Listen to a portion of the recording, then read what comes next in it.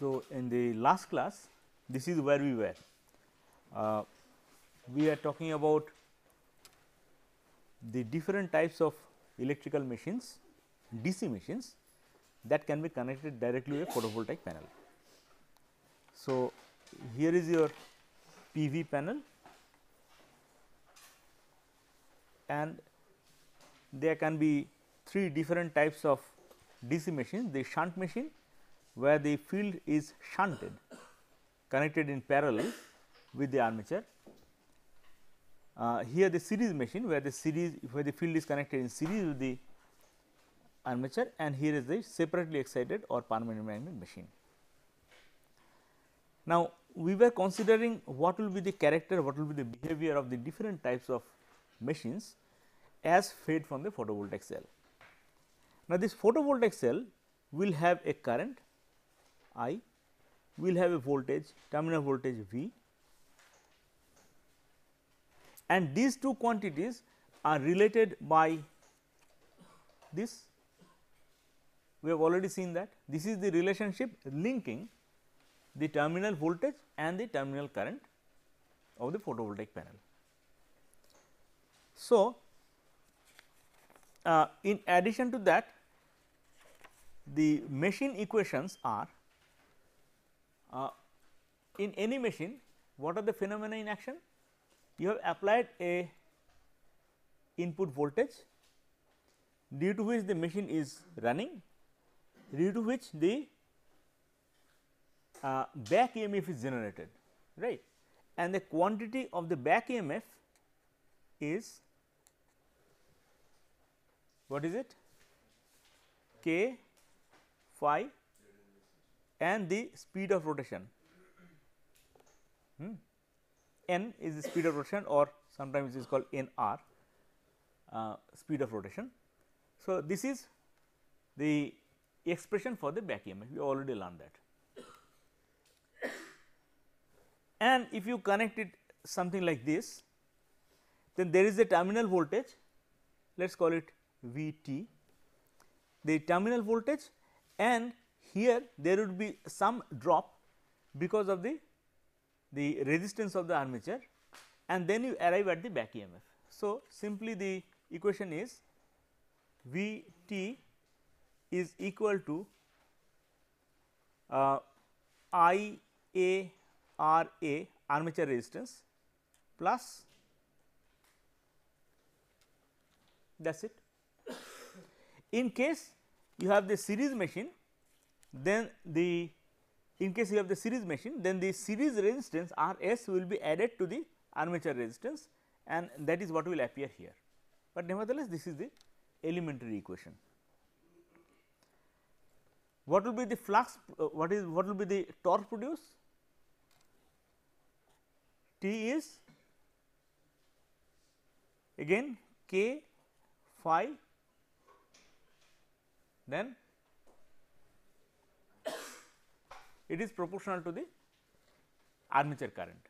Okay. So, these are the three elementary equations giving the characteristic of a DC machine. Now, back EMF is this always, only if you have the machine connected in shunt, then the flux is given by the V t divided by R f, that is the shunt field current, and the flux will be proportional to that. So, in case of the shunt machine, which I will write in red, this will be some K prime, I will put a different constant, times V t by R f times n r. Okay. If it is a series field,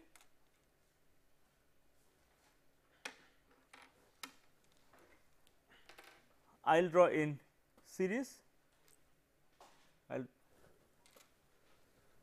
it will be K prime, phi will be, no, in case of series field is proportional to IA. So,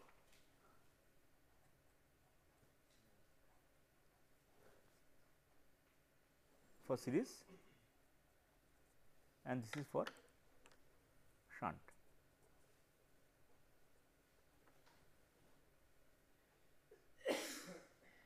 Right. Similarly, this what actually is happening is that you are substituting phi by something, and same substitution will occur here. But nevertheless, notice these are all details.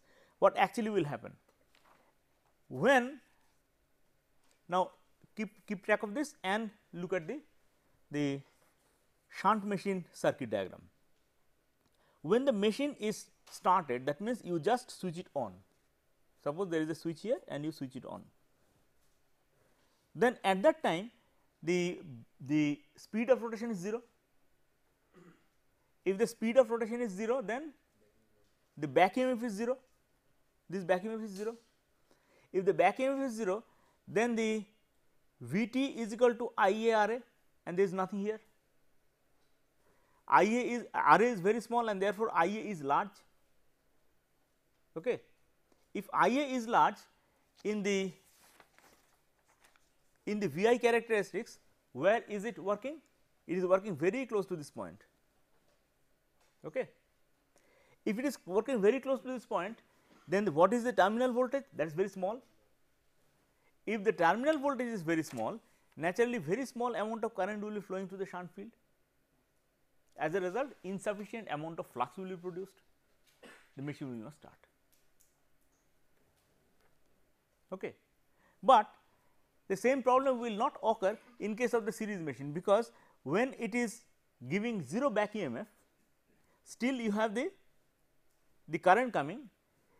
In case of the constant voltage supply, you need to connect a series resistance here, because or here, because at that time the armature resistance is very small, there is no back EMF, therefore, a large inrush current flows through the armature. So, in your lab experiment you remember that you connected a series resistance, but in case of a photovoltaic cell it is a current source and therefore, it cannot give just any amount of current.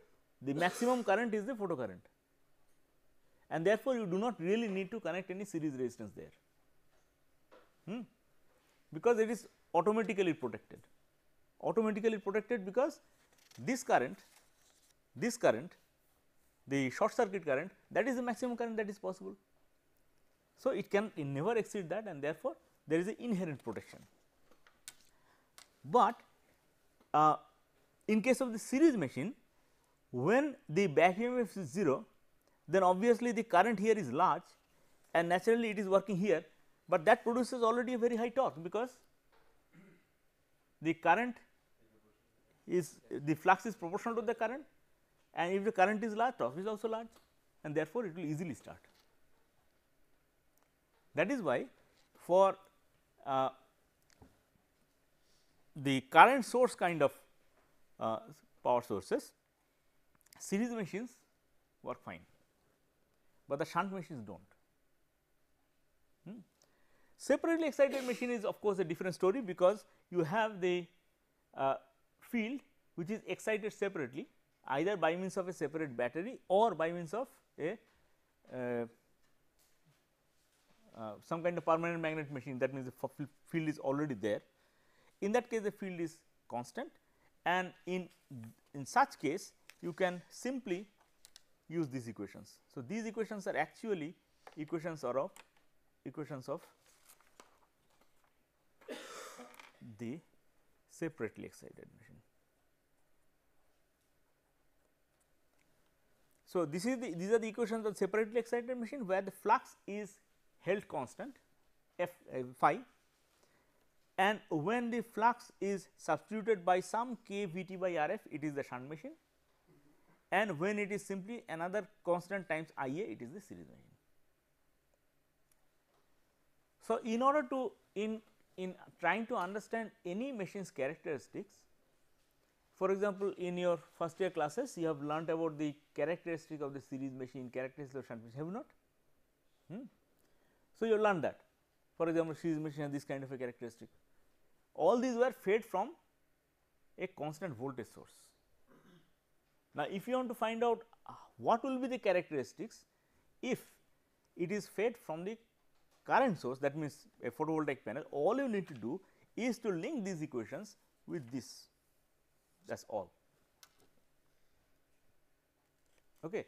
An exercise that the energy engineering students will do at the final year level when you actually experiment with the machines, but remember that this is the basic idea, that this equation has to be linked with these equations to obtain the actual characteristics of the series, shunt and separately excited machines as fed from the photovoltaic panel.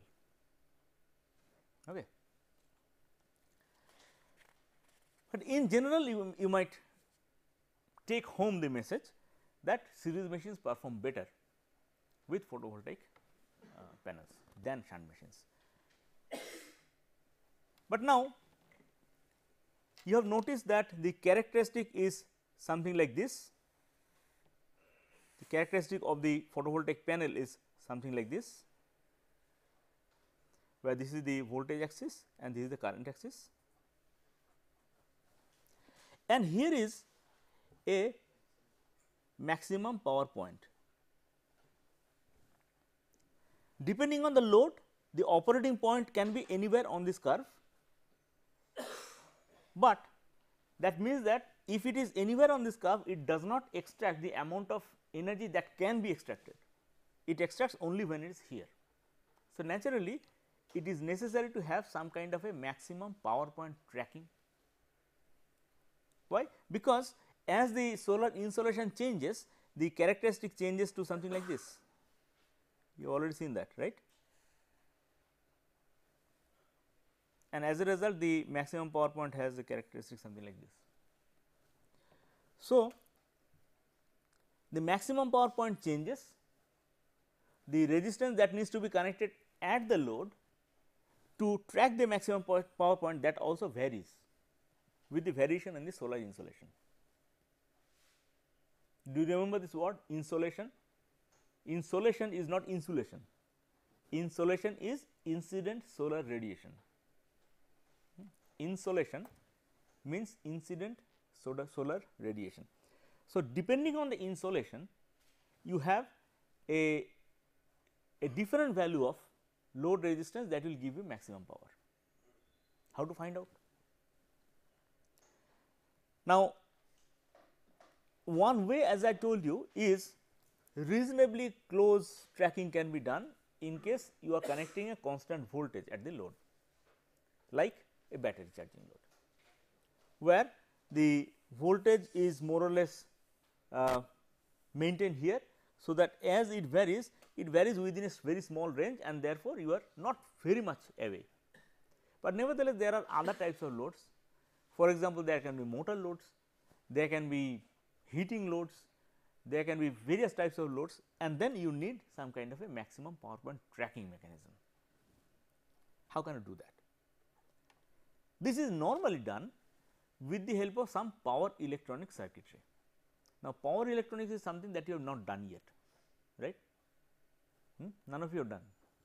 So, let me give you a very brief idea, because for energy engineers, electrical engineers, it will be a separate course altogether. You will learn in much detail. But nevertheless, since not everybody will do that, let me give you some bit of idea how it is done. See, there are a number of situations in which we need a DC voltage to be converted to another DC voltage. For example, all of you use computers, and if have you opened the computer inside? Those who say no, I will kick you off. What is it? You have to open a computer to see what is inside. You are becoming engineers, right? You are not just users. So, inside you will find that there is a black box sitting in the back. What is called? It is called SMPS, switch mode power supply, and there are a few lines jutting out. these are actually 5 volt outputs, which means there are numerous points that need 5 volt supply. In some computers there are also 12 volt supplies. So, you have in the input 220 volts and you need that is AC and you need a DC which is 5 volt. And not only that, the input voltage can be variable, because you see West Bengal power supply all the time fluctuating, but nevertheless the computer has to be protected and therefore, output has to be fixed, and that output has to be fixed at 5 volts. How to do that? Not only that, the Pentium chip, most of you must be using Pentium chip, right. The Pentium chip needs a much lower voltage supply. Some of the Pentium chips need 1.2 volts. So, the 5 volt input has to be converted to 1.2 volt supply in order to give it to the Pentium chip. So, there has to be various level differences. If it were AC, you could have done it by simple transformer, but in case of DC you cannot. So, there are situations where you need to step down a voltage, there are situations where you need to step up a voltage, and these are simply done by, I will show 2 of the circuits by which is done. Suppose this is the input side, input voltage. You have first a switch. So, at this point you have what? If the switch is going on and off, on and off, on and off, what do you have? Here you have a square wave, and then the square wave is filtered, and a simple filter can be just a inductance in series and a capacitor in parallel. So, like this, and here you have the load. Will it work? Let us see. When this is on, then the inductor current goes up, the capacitor charges up and current flows through this. When it is off, then what happens to the inductor current? No, you have difficulty here, because the inductor current had some value before it switched off, and therefore, the inductor current has to have a path, right. You have learned that the inductor current cannot be changed instantaneously. If you forcibly try to switch off, what will happen? The energy stored in the inductor will flash off across this, somehow it will be dissipated. So, you need to allow the inductor's current to have a path.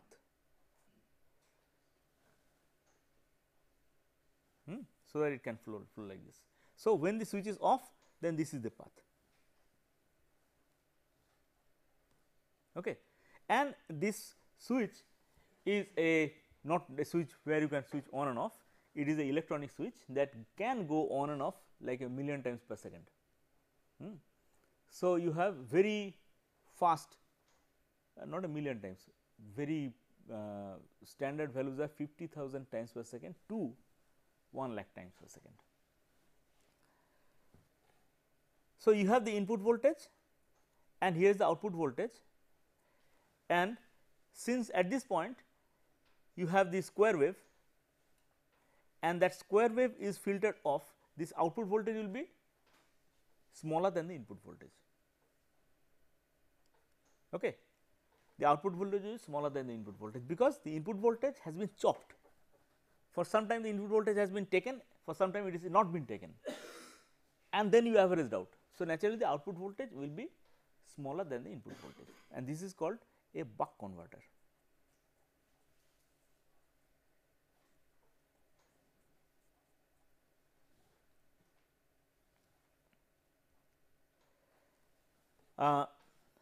You might also imagine a situation where the circuit is something like this, inductor is here, the switch is here,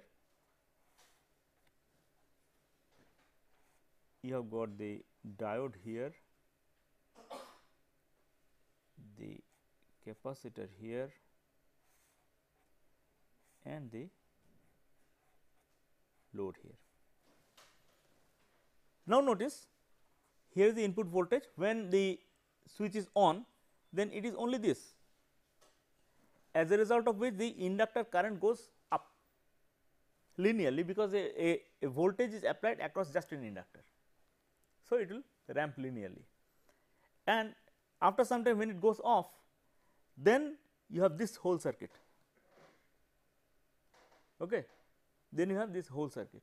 When this whole circuit is connected, then the inductor current drops, the energy stored in the inductor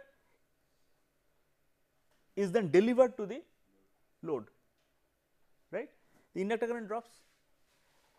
Inductor current drops means the di dt becomes opposite. So, here if the voltage polarities are like this, initially when it was on it will be plus and minus, when it is off it will be reverse. So, this will be like this. As a result, this voltage and this voltage will apply across the load. So, the load voltage will be higher than the input voltage, and the capacitor has the effect of sort of smoothing out. So, what we see at the load is a voltage higher than the input voltage. So, this is called the boost converter.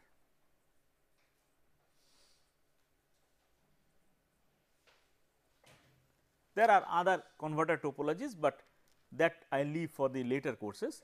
But what is done in case of photovoltaic panels is that by means of either of these two, you can have at the output of the photovoltaic panel, if you connect this and then the load here, then by properly switching, you can fix the operating point. You can fix the operating point, because the load that this fellow will see, depends on the switching. Or in other words, for example, in this case, if it is switching like this, on, off, on, off, on. So, here you see on is for a larger amount of time and off is for a smaller amount of time. So, if you change this ratio of on and off, then obviously the amount of load that the input side sees will change. Okay. As a result, operating point will change. Fine. Similarly, here, similarly in the case of the boost converter. So, the point is that by changing the on to off ratio, often this is called the duty ratio. The duty ratio, by changing this, you can change the location of the operating point on the VI characteristics. But one problem is there, you might notice that in case of the buck converter, the switch is right at the terminals of the photovoltaic panel. This is the photovoltaic panel in this case, input side, and the switch is at the input of the photovoltaic panel, at the output of the photovoltaic panel, as a result of which when it is on, fine, when it is off, there is no output of the photovoltaic panel. As a result, the operating point for some time it is here and for some time it is somewhere here, that is a loss.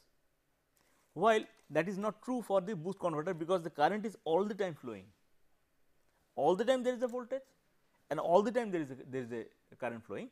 True, the current and the voltage will go like this, because when there is on, the current will go up, when there is off, the current will go down, and things like that. So, within a band it will go on oscillating, there will be ripple, and that ripple, if it is adjusted to within a very short range of the MPP, then you are fine. Okay. So, the next point is how to control the switching dependent on the position here.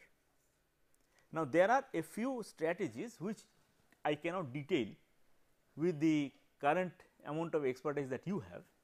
So, that you will have to learn at a later stage, especially the energy engineers among you will learn it at a later stage.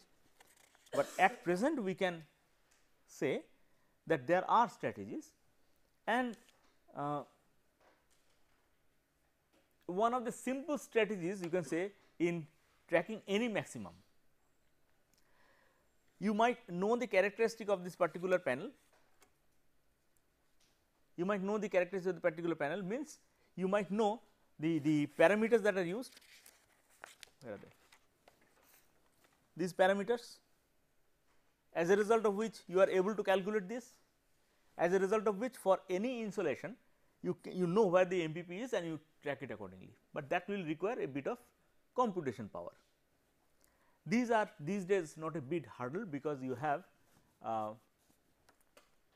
the required hardware very easily available.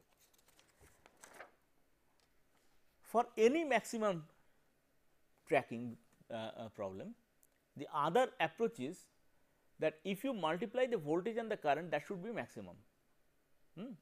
Now, suppose you change, there was some duty cycle, you change it a bit, as a result of which, see the character of the power curve is something like this, and you are trying to operate here. What is the character of this point? Character of this point, see, if the point is here, then if you change it slightly, it varies by a large amount, but if it is here, if you change it slightly, perturb it slightly, it does not vary. That is the character of any maximum. Okay.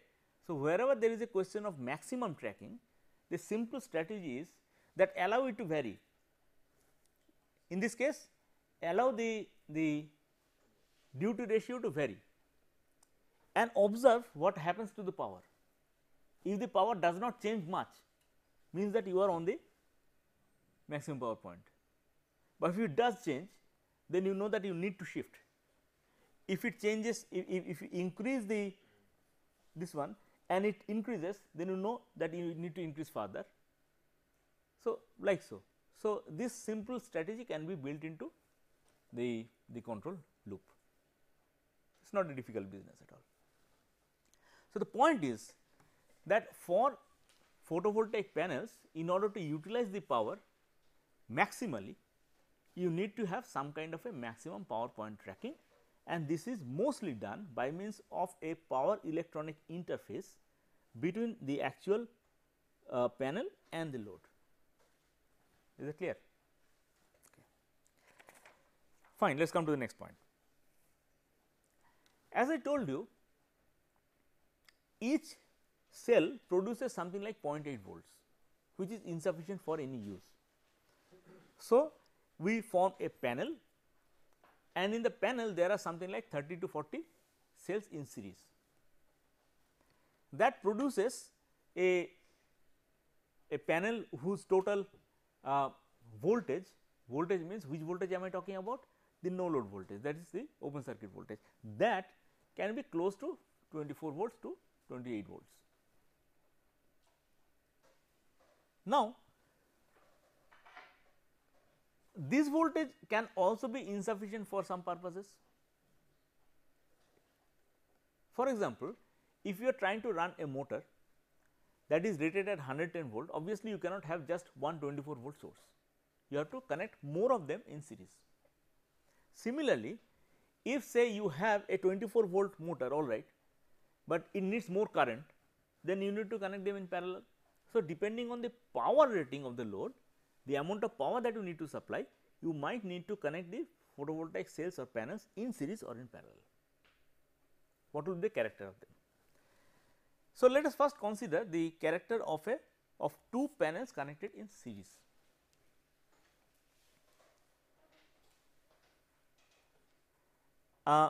Let us draw it by putting in the equivalent circuit of each panel. So, the first panel will be represented as this,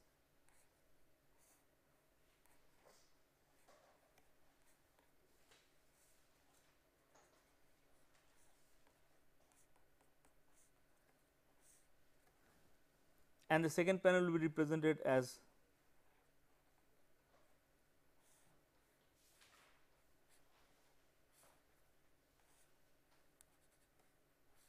shunt resistance, series resistance here.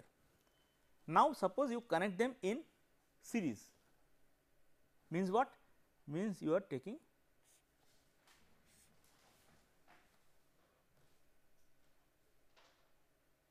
right. Fine.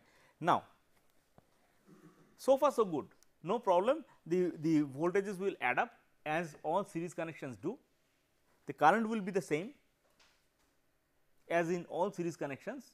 Supposing you connect two batteries in series, the current the voltage becomes double. But now notice that both these are generating depending on the amount of incident solar radiation, and it may so happen that one may be shaded, right. It may so happen that one may be shaded. Say there are two panels and a tree's shadow falls on one, is possible. When that happens, then this particular one will produce, say this particular one will produce nothing, or say let this produce something and this produces nothing. This branch goes off, this is the photocurrent branch, this goes off, but this fellow is still producing, right. So, what will be the path then? Path of the current, notice my finger, this is not there, this one is not there. So, it is going like this, a part of it will be shunted, a part of it shunted, but the main branch will go like this and then it will try to go. Now, this is a very large value, so it does not have a path here. This is a reverse bias diode, it does not have a path here, this is not existing, it does not have a path here, okay, which means the current will have no path to flow, right. And as a result, the performance of the whole system will be drastically reduced. Is it clear? The current will have no path at all. And that is also true because when you connect a large number of cells in series in order to make a panel, if say one is shaded, then that effect happens. If one is shaded, then there will be a drastic fall in the production of the panel. So, shading is a problem. If shading is done, if there is a cloudy sky, no problem, but then all has to be shaded similarly. If not, if you think that there are some active, but the others are shaded, no, still the behavior will fall drastically. So, sometimes in some systems they add an additional diode across something like this is the terminal. If you add an additional forward bias diode like this, so when it is producing like this is reverse biased and therefore, that it will have no effect, but when this kind of things happen, then it has a path. This is necessary for two reasons. Firstly, if say this is not there, then the amount of photocurrent that is generated has to be dissipated somehow in this one. As a result of which, even though the current is small, this resistance is large. So, there is a I square loss here. So, there is sometimes hot spots generated, a particular cell heats up, the one that receives no solar energy which is shaded heats up more, and sometimes that results in damage of the cell.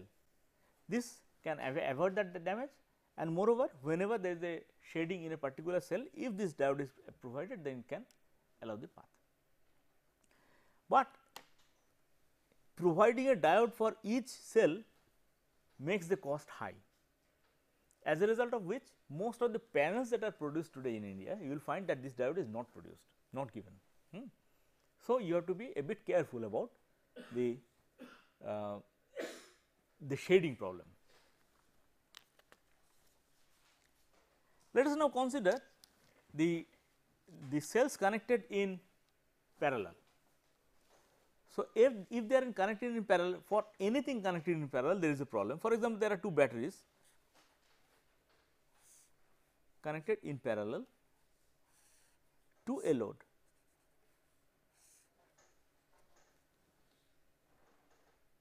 Do you see a problem? Actually, none, if the two batteries produce the same voltage, then the currents will be exactly shared and finally, the total current will flow through this. but if the voltages are slightly different, then there will be circulating current here. The circulating current will play no role in providing the load. Circulating current will be completely lost. It will result only in the heating of the two batteries, and naturally that is detrimental to the health of the batteries. So, this kind of problem also has to be avoided in case of photovoltaic cells, because it is very rarely the case that two cells are absolutely identical, producing the same voltage, producing the same current. So, one has to avoid the flow of circulating current into panels, and that also can be avoided by providing, suppose this is the current direction, this is the current direction. If you provide batteries, provide diodes like this, then obviously the flow of the circulating current can be avoided. The same thing is done in case of photovoltaic panels. This is just one diode provided for the whole panel, because the panels are to be connected in parallel. Individual cells are never connected in parallel, because you need a larger voltage. So, individual cells are always connected in series. When there is a question of connection in parallel, this diode is mostly produced. For example, the earlier in the 80s, many Indian manufacturers did manufacture panels without this diode, but nowadays the ones that are coming mostly have the diodes built in. So, this is another precaution that one has to take, and obviously this problem will be larger if one is lit, another is shaded, because then the two voltage will be quite different. Is there anything that I have not yet covered in photovoltaic cells? The present status of photovoltaic technology is that because it is mostly dependent on the production of single crystal, as I told you, the single crystal production process is very slow. You have to melt the material, and you have to put the seed, and the seed has to be drawn up very slowly, so that as it goes up, the single crystal forms as a cylinder. This process is very slow, and for any slow process, the production cost is very high.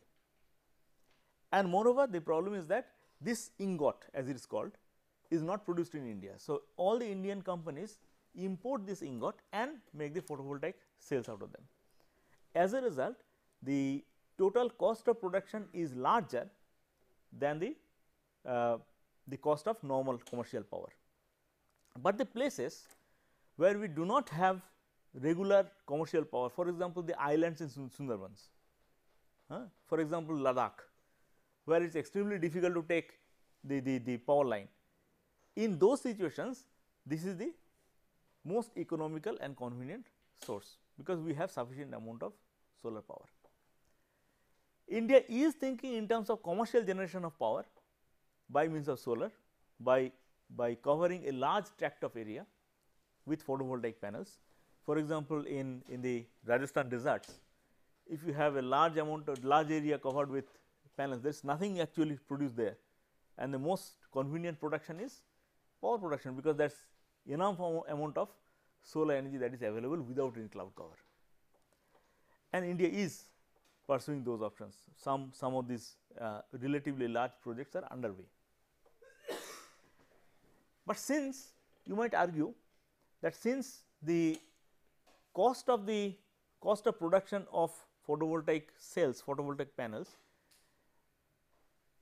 is larger than the commercial power, that means even though after it is used, after it is purchased, there is no further expenditure on it, except for cleaning it occasionally, there is no expenditure.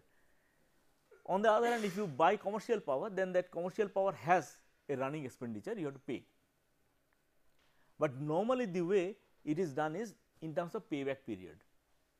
The calculation is done in terms of payback period. If I buy a photovoltaic panel, over what length of time does it pay for itself in terms of saving from the commercial power? Now, that payback period is yet relatively high, but not prohibitively high. as a result, there are many situations where people are now going into a reliable source, because in India photovoltaic power is a very reliable source. In most of the rural areas photovoltaic power is a reliable source, commercial power is more unreliable, ground reality is such. So, in many states people are buying the photovoltaic panels out of loan, and they are paying back out of the saving that they have from the regular supply. For example, one of our ex students, he is based in Karnataka. There he is making those systems, and people are taking bank loans, are buying those systems, and the whole thing is paying back over a period of say 12 to 15 years. But nevertheless, over this 12 to 15 years he has assured power supply, does not depend on whether or not the power is available through the grid, and after the payback period it is their own. So, obviously, this is now becoming a commercial success. It was quite surprising to me that something that is not yet commercially competitive with the commercial power is becoming commercial success, because of this factor that people do like to have a reliable power source in their house, and these things are now readily commercially available. In many states the government is giving subsidies, that means if you buy, the government will give you 50% subsidy, so that it actually becomes competitive with the commercial power. So, there are many applications for which now we can consider photovoltaic panels as a sources. Most importantly, the rural irrigation. Rural irrigation is obviously the nice area. Why? Because when there is huge amount of solar radiation available, that is the time when you need the irrigation. So, the timings are exactly the same. When this cloud is cloud cover, you do not need it, you do not need any irrigation. So, if you have a couple of photovoltaic panels coupled with a simple DC series machine coupled with a pump, you simply take it to the site, that is enough. So, that is why photovoltaic power is now, you can say, as a take home message, is becoming commercially competitive. Most of the other power sources are not, but there are two sources which have now become commercially competitive with the conventional sources. One is photovoltaic power, the other is wind energy. I will come to wind energy little later, but photovoltaic power has now become commercially viable and commercially competitive. One of the things that you might see in some locations, that is the solar street lighting system. What is a solar street lighting system? You have the pole for the street lighting, on top of it you have the solar panel like this, which is receiving the sun, inclined at an angle equal to the angle of latitude. Yes, inclined, because this cannot be moved all the time, it is at the top of a pole, and therefore, it has to be inclined at the latitude angle. And then the wire comes down. At this point you have got a simple box containing the battery, and not only the battery will give you a DC voltage, but in order to run what is the most efficient lighting system here? A tube light, right. So, you have to have some kind of a system to light a tube light. It is not the normal incandescent lamp, because they are energetically less efficient. So, you have to have the tube light will be placed somewhere here, and you have to have some kind of a system as an interface. There are two kinds available. Either you can use simply as a DC tube lights also work in DC, I suppose you know. But for that the voltage has to be boosted up to the level that is necessary for the tube light, and that is what is done by a small power electronic circuitry stationed here, or it can be converted to AC and the tube light is used. In the house, in home systems, you have the similar system with charging, but at the end of the charging you have got an inverter. That inverter puts the power back to the same line, same grid. So that when you have sufficient amount of solar energy incident on the panel, then you have simply some reduction of the money power that you purchase from the grid, that is all. But you have, when there is load shedding or something like that, then you have a reliable power supply. So, many households are buying this kind of a power supply. In many cases, you have a relatively remote region in which you need power for other reasons. For example, some community hall for which you need a power, place where students come and study, you need power, place where you have the rural industries working. Rural industries, what kind of rural industry you can think of? Cutting of straw, that is one of the things that is necessary. Boiling of rice for the purpose of producing the, not eating, but rice before it is milled, it has to be boiled in the along with the husk. So, that stage can be done using the energy that is produced here.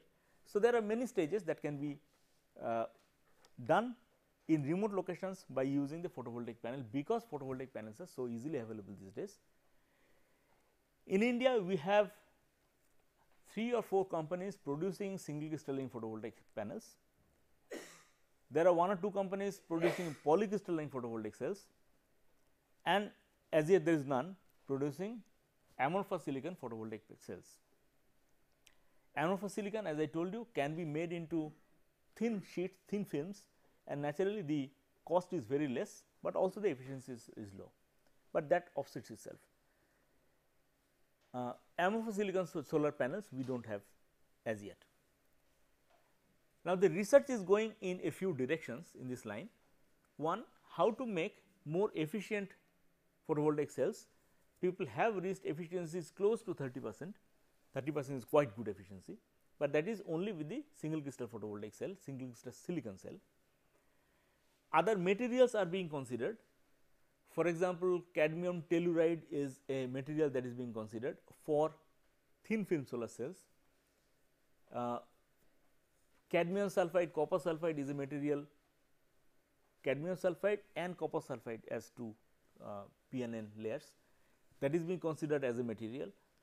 All these are considered for production of thin film solar cells, where the idea is that if you have any surface, you can simply coat it with a photovoltaic panel.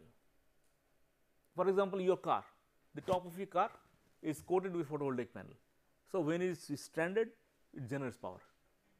So, you can have such systems also, and the technology to use that power for a traction system, that is also maturing, in the sense that in many countries they have solar powered cars race. For example, in Australia there is a race, in USA there is a race, and typically undergraduate students have to take part in that race. That means, they have to make a car in which they have to put the photovoltaic panels in a proper place and the rest of the things to make the car, to make it run, and the car that wins the race is maximally using that power. So, there is a race, I mean there are awards for this race. So, in fact, some of our old students have made photovoltaic powered cars, and they have participated in such races in USA. So, you might also consider making a car yourself here and show people that such things can run. So, there are a large number of ways in which the photovoltaic power can be effectively used in industry as well as household, as well as in various areas.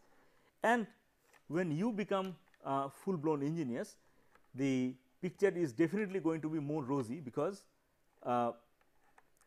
with every passing year the cost of generation of photovoltaic panels is going down. As a result, it is become more and more competitive, and since it is pollution free, nice system. Okay, about pollution free, one thing you have to remember, many of the materials that are now coming to the market, like cadmium telluride, copper sulphide, calcium sulphide, these things are toxic. So, disposal of the photovoltaic panel poses a problem.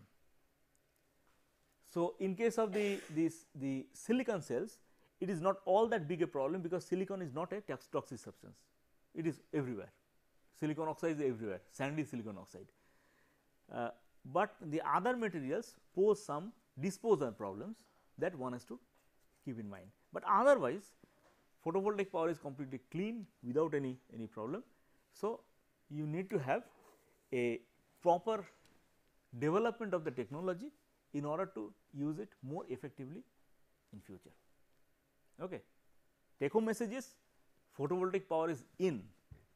Out of all the different technologies, photovoltaic power is definitely going to stay with us for a long time, and you should be very well placed to understand and to be able to use it as a energy engineer. Okay, that is all for today. Photovoltaic panels, both manufactured in India. The right one, as you can see, both were initially manufactured with circular cross sections. The reason is very obvious, because the ingots from which these are made are all made in form of cylinders from which these are cut. So, these are circular cross sections. The ones to the right, to the left, were of larger circular cross section from which these were constructed. Now, if you look at each individual cell, you will find that there is a gray part which is actually the silicon that is exposed to the solar light, and there are the grids. These grids are, as I told in the class, these are later put over the surface by means of some kind of a lithographic technique, screen printing like technique, and there are different designs of those fingers, top fingers, in order to collect the charge. At the bottom you have a simple substrate, metal substrate, on which the silicon is laid, and that metal substrate acts as the charge collector. All these individual cells are connected in series in order to make this complete panel, and each panel would produce something like 30 volts, and therefore, if you need a larger voltage, panels have to be connected in series or parallel in order to get the proper voltage and current needed for that specific application.